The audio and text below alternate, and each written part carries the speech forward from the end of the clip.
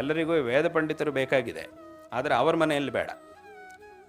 ಪಕ್ಕದ ಮನೆಯಲ್ಲಿರಬೇಕು, ಪಕ್ಕದ ಬೀದಿಯಲ್ಲಿರಬೇಕು, ಪಕ್ಕದ ಊರಿನಲ್ಲಿರಬೇಕು, ಬೇಕಾದಾಗ ಮಾತ್ರ ಕರೀತೀವಿ, ಅವ್ರು ಬಂದು ಹೋಗಬೇಕು ಅನ್ನೋ ಹಾಗೆ ಯೋಚನೆ ಮಾಡ್ತಿದ್ದಾರೆ. ವೇದ ವಿದ್ವಾಂಸರು, ವೇದ ಪಂಡಿತರು ಬೇಕಾಗಿದೆ, ವೇದಶಾಸ್ತ್ರ ಪಂಡಿತರು ಬೇಕು. ಆದರೆ ಆ ವೇದಶಾಸ್ತ್ರ ಪಂಡಿತ ಅವನ ಮಗನಾಗಿರಬೇಕು, ನನ್ನ ಮಗ ಹಾಗಿರಬೇಕು ಅಥವಾ ನನ್ನ ಅಳಿಯ ಹಾಗಿರಬೇಕು ಅನ್ನೋದು ಬೇಡ ಜನರಿಗೆ. ಮಗನ ರೂಪದಲ್ಲೋ ಅಳಿಯನ ರೂಪದಲ್ಲೋ ವೇದಶಾಸ್ತ್ರ ವಿದ್ವಾಂಸ ಇರಬೇಕು ಅಂತ ಯಾರಿಗೂ ಬೇಡ. ಎಲ್ಲೋ ಪಕ್ಕದ ಮನೆಯಲ್ಲಿರಬೇಕು, ಪಕ್ಕದ ಮನೆಯಲ್ಲಿ ಬರಬೇಕು ಅವನು ಅನ್ನುವಂತಹ ಯೋಚನೆ ಇದೆ.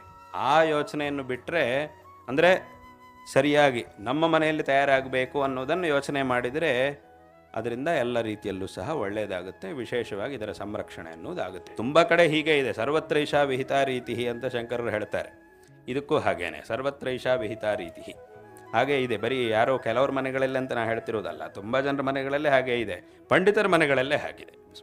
ಬರೀ ಲೌಕಿಕ ಜನರ ವಿಷಯ ಬಿಡಿ, ಅಧ್ಯಯನ ಮಾಡಿದವ್ರ ಮನೆಗಳಲ್ಲೇ ಹಾಗಿದೆ. ಹಾಗಿರಬೇಕಾದ್ರೆ ಇನ್ನು